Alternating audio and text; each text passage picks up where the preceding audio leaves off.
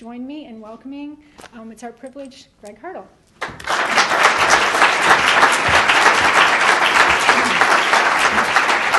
Thank you. Well, thank you all. It's a pleasure to be here. Good afternoon. And I have to give a special thanks to Diana and the team of Shifting Gears. Diana's not only welcomed me into her home, the team has welcomed me for the last few days as I've been here, coming in from out of town. I'd like to use this opportunity to share a couple of stories with you from my own journey as you continue on with your journey. But before I do have one confession to make. Yesterday I spoke to some middle schoolers, and I was their special guest speaker. Unfortunately, they were incredibly disappointed to find out I wasn't Justin Bieber. So, in full disclosure, once again, your guest speaker is not Justin Bieber. I don't have the haircut or the jacket. I can't really sing or dance, so I apologize.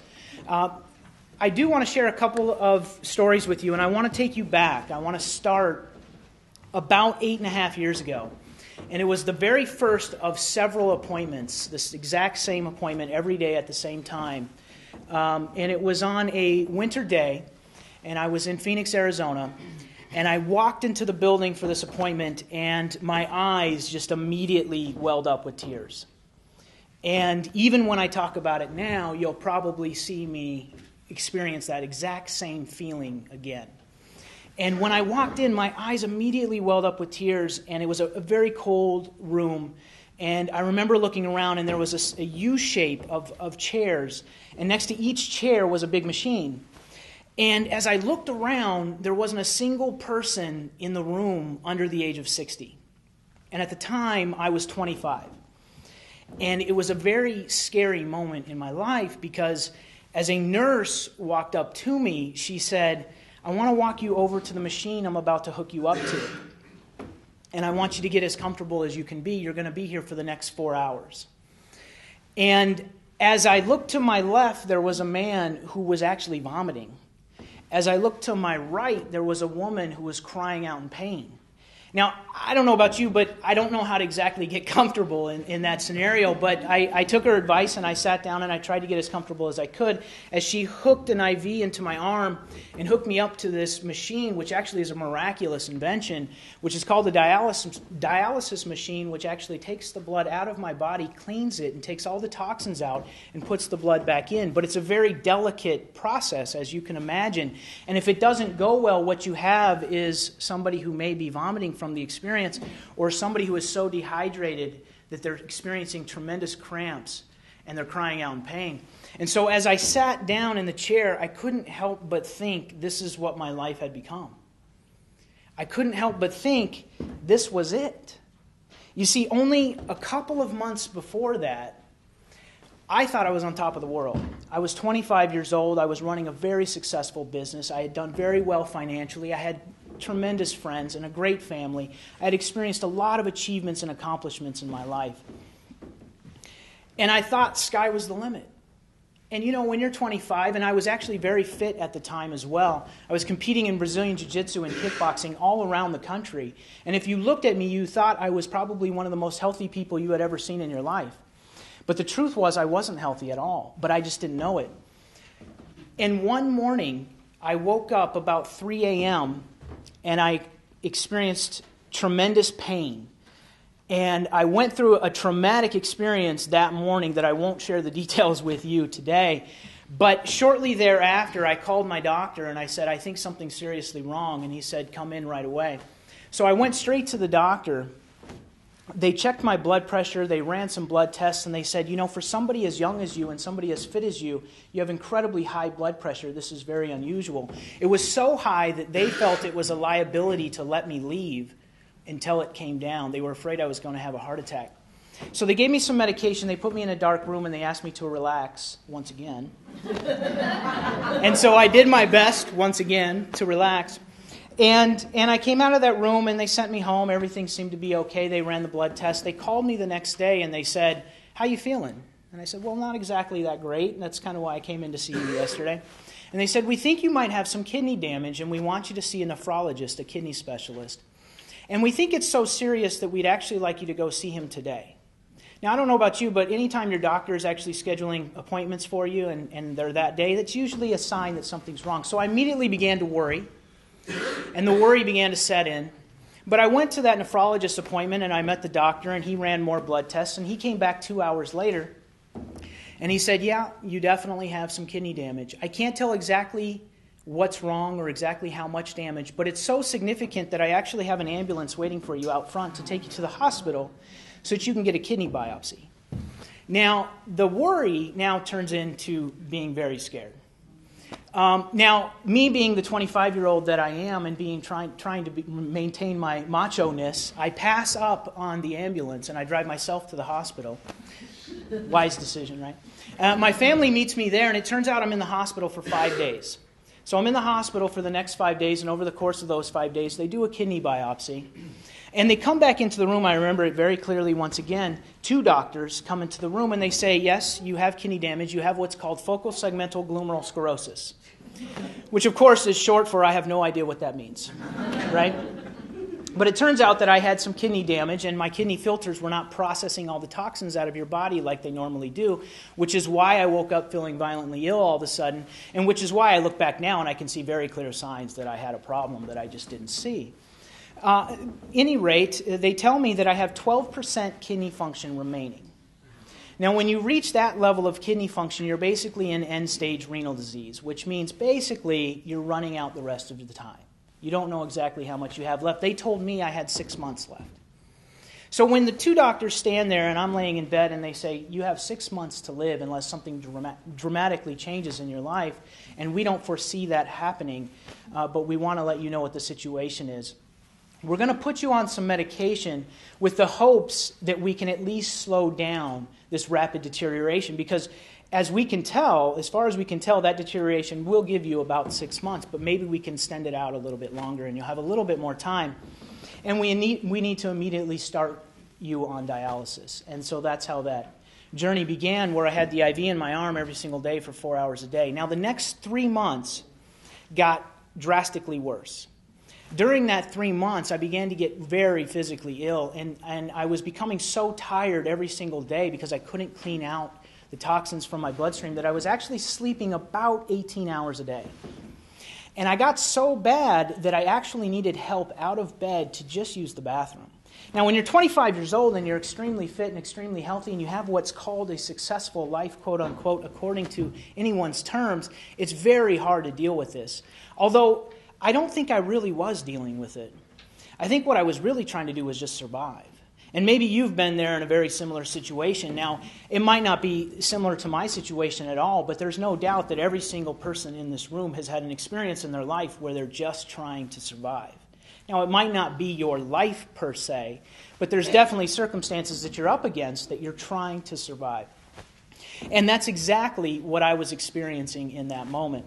So to bring you back to that day, after experiencing all of this, and after being told by the doctors that you have 6 months to live, and now this is 3 months later, thinking still that I only have 3 months to go, they said basically the only option you have is to get a kidney transplant. So as I'm hooked up to the dialysis machine and I'm thinking about a kidney transplant, and they tell me if you go on the donor list, it's basically like winning the lottery.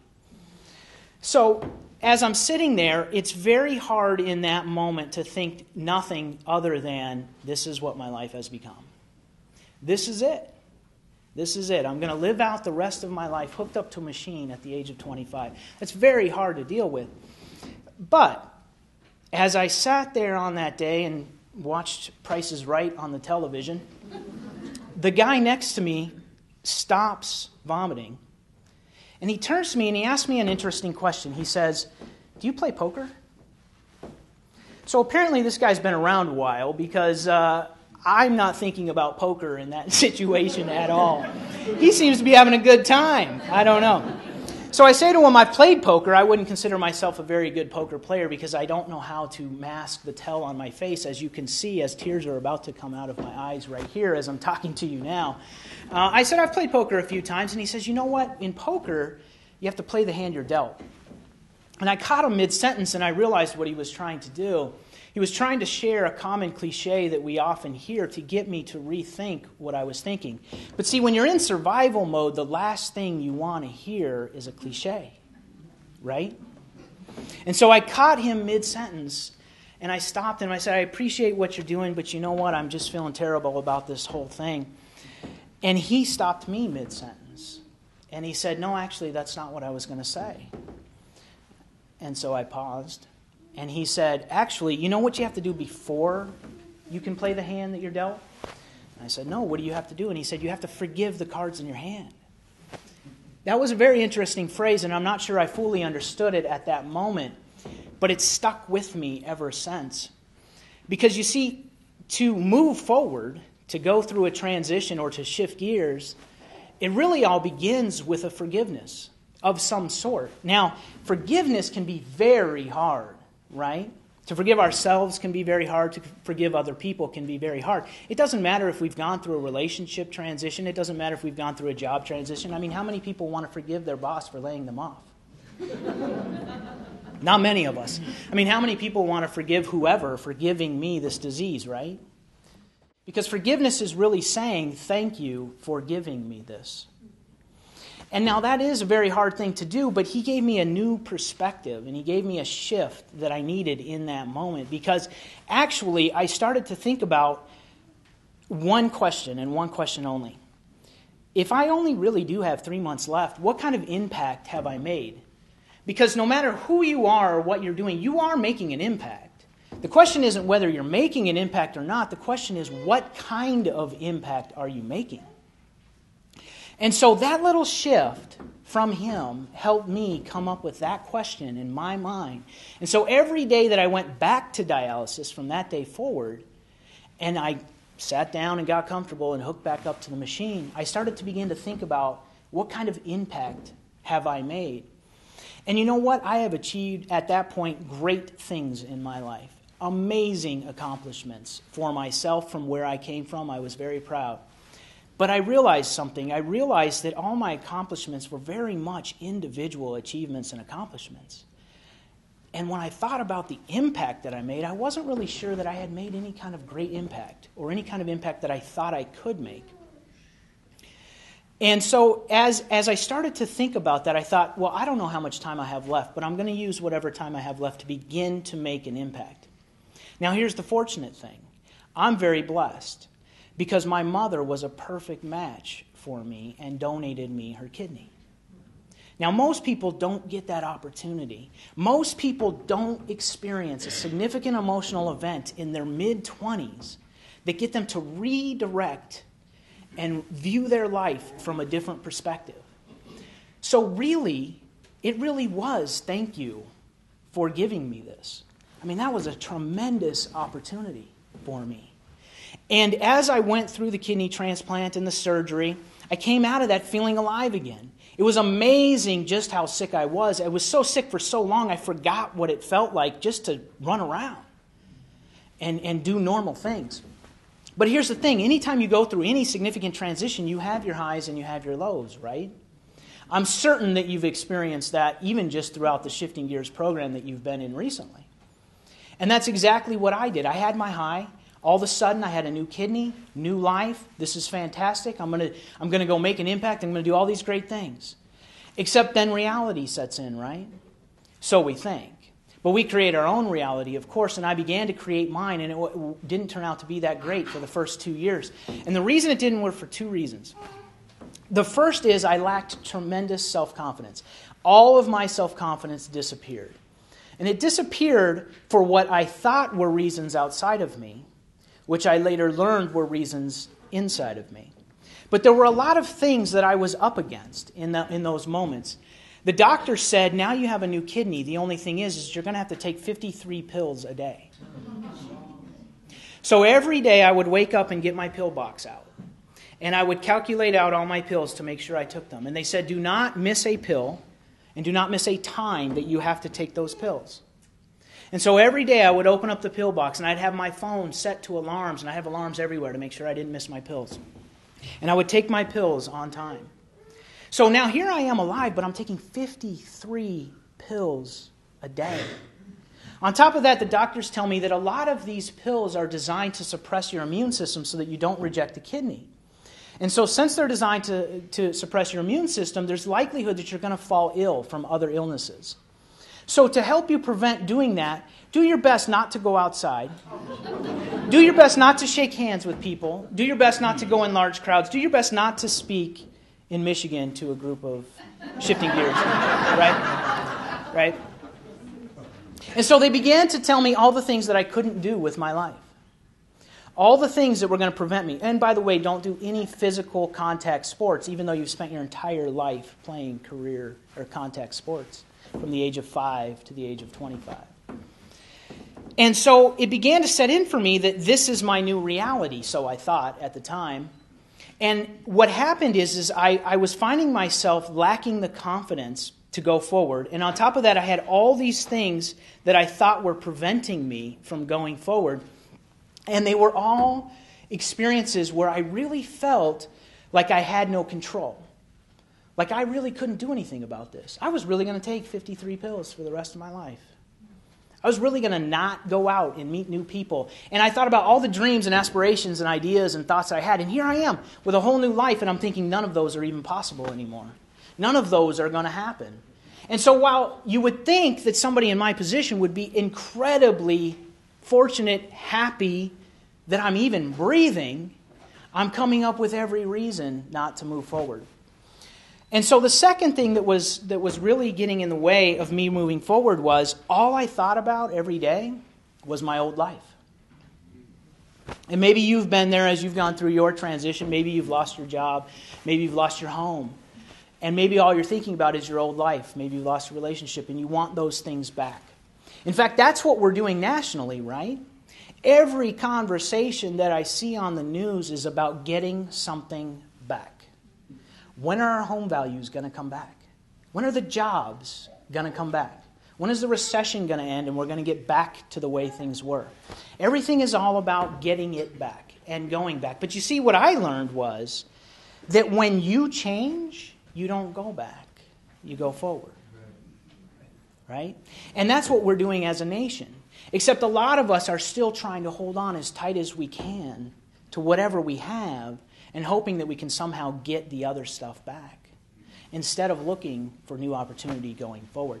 Because when you finally can say to yourself, I'm going to let go and I'm going to start looking forward, that's when new opportunities show up. And of course, you've seen that in your own life. I'm not telling you anything new that you haven't seen before, right? But here's the deal. Those opportunities are different.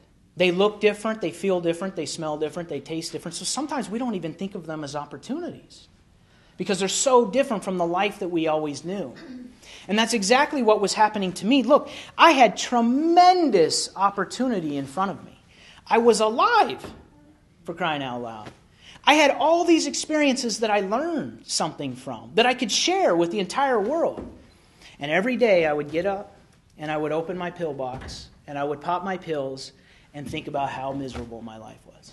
So here, there's all these new opportunities, things I've never done before, of course. But they're all sitting there.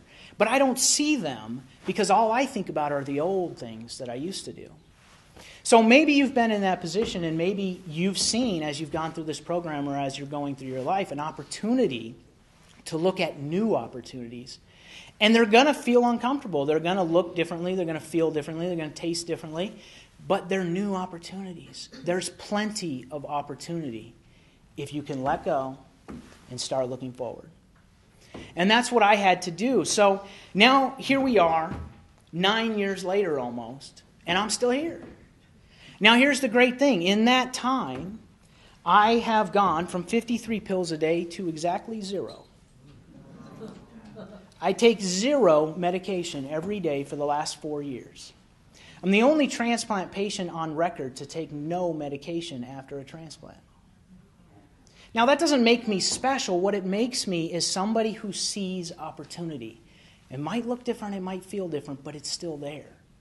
Now, during that time, as the doctors kept telling me, be careful, don't do any physical activities, don't do rigorous activities, don't compete in any combat sports, between that time and now, I've now completed 6 half marathons, a full marathon, and a triathlon. Now, once again, That doesn't necessarily make me special. All that means is there were opportunities available to me. I had never competed in a single sport that did not involve some sort of contact. So when I looked at it before, I said, I can never compete in sports again. But when I shifted my mind and said, what are the new opportunities? Well, look, these are plenty of sports that I'm competing in now. They're just different. And so those were huge shifts for me to make. Now, along that way, I've also met new business partners, started new businesses, and had new opportunities, and have experienced great achievements and accomplishments once again, but there's a single difference this time. And the difference comes back to the guy that I met that first day on dialysis when he said, the first thing you have to do is forgive the cards in your hand, because that triggered the question in my mind, which was, I'm making an impact, but what kind of impact am I making? So now, everything that I've done since then, not only am I focused, of course, on personal achievements and accomplishments along the way, as you should be and are, and as you will continue to do, but I also thought about what kind of impact am I making. Now, here's the thing about impact.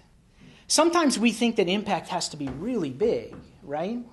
And we see that and we admire that in other people, but the fact is you can start a really good small business and never be Bill Gates or Mark Zuckerberg, right? And make a huge contribution to your community. You can be a great manager, executive in your company, and no one ever outside of your company knows your name. You can be a great parent and make an impact on people's lives, or a great teacher like several that I've met in the last 3 days, and make a huge impact on people's lives. You can be a guy sitting next to a stranger vomiting and just happen to turn around and say the right words at the right time to a young man who's totally confused and not sure about what he's going to do with his life. And just that can make a huge impact in someone's life. So again, you're making an impact. The question isn't whether you're making an impact. The question is, what kind of impact are you making? And so I want to take you now, fast forward, to January 5th, 2011. And on January 5th, 2011, almost 2 years ago, I was standing on the streets of Seattle, Washington. It was pouring down rain, freezing cold, and I had three things with me. I had a $10 bill, I had my laptop, and I had a bag of clothes. And that was it. This was the birth of a new crazy project that I had called $10 into Laptop. Now you may be thinking, what kind of crazy project is this? Well, kind of crazy. The project goes like this. Here's the premise. If you woke up tomorrow and you had nothing, what would you do? If you had no car, no house, no job, no business, no source of income, no bank account, no credit card, no health insurance, nothing, no cell phone, what would you do? Now that's a very daunting prospect to think about. What would I do in that situation? Now there's no doubt there's a bit of crazy involved in that. There's no doubt. But I wanted to really know, and the reason I wanted to know was because I had experienced, obviously, some challenges in my life, and I had overcome them. But in the last 4 years or so, really since 2008, there has been this major financial collapse in our country. And from 2008 to January 5th, 2011, I had countless people come to me and ask me, they were going through some significant transition in their life and they were asking for advice. And in most of those situations, they were basically starting from scratch again. Now, it might not look like the scratch that I'm talking about it as far as my project goes, but in their lives, it was starting from scratch. It was starting all over. And I thought there were some universal principles that I could share, much to the same, that I've shared with you today, but I also thought from a practical standpoint, I have no idea. I have no idea. You just lost your job in an industry that's now completely gone. I have no idea, really, what you should do. I can't relate to that. I haven't experienced that. I'm not quite sure. And I found myself saying, I don't know, over and over and over again. And then one day I woke up and I thought, I'd like to change that answer. And I'd like to change that answer to, I don't know, let's find out together. Because at least at that point, not only will I know what I'm capable of, but I will have made an impact and a contribution. So I came up with this crazy idea to start basically from scratch with a $10 bill, a laptop, and some clothes. And I thought, I'll rebuild my whole life. We'll do it again, for fun this time. And so that became the premise of my project. And at the same time, I thought, why not kick it up a notch and travel to all 50 United States at the same time so I could really get a true sense of what we're going through as a nation. What are we really experiencing? You see, I've had a lot of jobs in my life and a lot of businesses, and I've worked in the banking industry, and I've been a day trader, and I know a lot about the economy, and I've invested in real estate, and I've started businesses.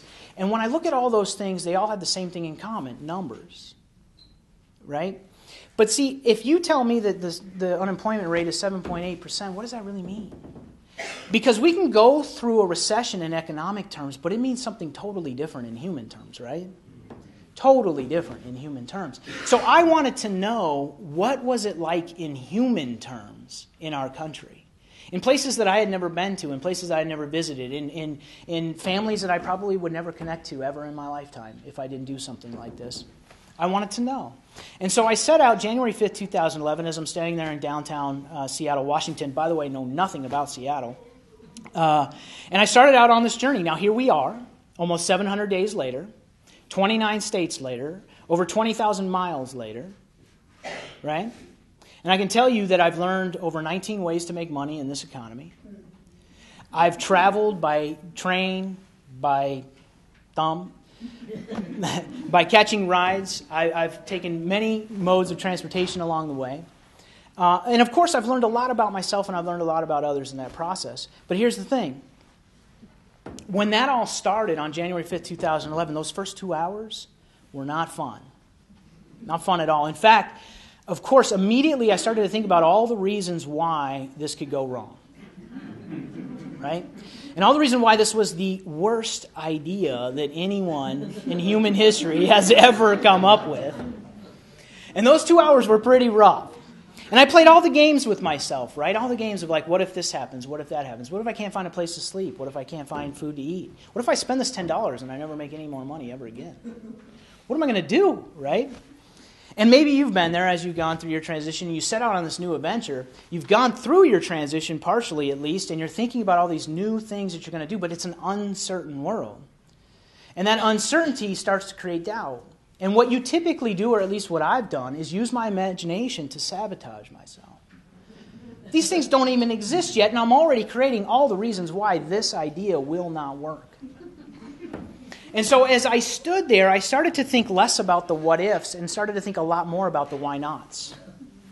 Why not me? Why not now? Why can't this work? Right? But there was one more thing that was happening, and I could feel it in my right hand. And it was very similar to an experience in my past, and it was that I was holding on to that $10 bill very tightly. I didn't want to let go of a single penny. Trust me, I was hanging on to that thing tight. But you know what happens when you hang on to things really tight? You create no new opportunity for yourself. And you also create a lot of panic and uncertainty and fear in your life when you hang on that tight. And that's exactly what I was doing in that moment. And I caught myself once again coming right back to that place where I knew that I wanted to do something new, and I knew that the opportunity looked different, but I really wanted my old life back all of a sudden. And I really thought this was a bad idea. And so I did what anyone would do in that situation. I bought socks. Right? I'm sure that was the first thing on your guys' mind, right? So I went to the store and I bought socks. Now, why did I buy socks? I bought socks for a very important reason. I bought socks because a year earlier I met a man who was an advocate for the homeless. And what I learned from that man was that homeless people need a fresh pair of socks. And that if you give a homeless person a fresh, clean pair of socks, they will give you the biggest smile you have ever seen in your life. And he was correct. And that memory was etched in my mind as I was standing there on the street corner of Seattle thinking to myself, this is the craziest idea I've ever had. But I knew that I had to let go of that money. But I knew that if I let go of it, I was going to do it in a way that it actually made an impact. Because ultimately, of course, when I did that, it made a lot more impact on me probably than it made on them. And so that's what I did. I bought socks and I handed them out. Now here's the cool thing. Once you do that, what do you do? You got to get to work. You got nowhere to go from here. You got to get to work. And that's what I did. I got to work. And I started my journey. And my journey really began in that moment. And I got myself going, and then here we are, like I said, 700 days later. Still alive, still fairly clean, in excellent health, and enjoying the ride and enjoying the opportunity. So I'm going to leave you with this. I'm sorry, I'm sure I'm way over time, but I'm going to leave you with just a couple of things to think about before I go. You're going through a transition of some sort, and you're about to, or you are, shifting gears. So I'd like you to just consider a few things that I've tried to consider in my life that have been very, very beneficial to me. Consider the idea maybe to spend a little less time looking for a job and a little more time creating meaningful work for yourself and others. And maybe consider a little less time acquiring more friends, whether offline or online, and a little more time cultivating those deep, important relationships to you. And maybe consider a little less time thinking about the what-ifs that might go wrong and the why-nots that might go right. Why not you? Why not now? Right? And I think if you do that, what you'll find, at least what I found in my life, is that maybe I'm the change that I wish to see. Right? And that would be my great wish for you as you go on your journey, is that maybe that's what you find. Maybe it's not something out there. Maybe it's something in here. And I have a feeling that the people in this room who are graduating this evening, that I'm going to hear tremendous stories, great stories of excellent achievements and accomplishments, but I think I might hear something more important, which is, what kind of contribution are you making? Because you're making an impact. The question is, what kind of impact? So I wish you very well on your journey, and I truly, from the bottom of my heart, thank you for giving me this opportunity to be here with you this evening. Thank you.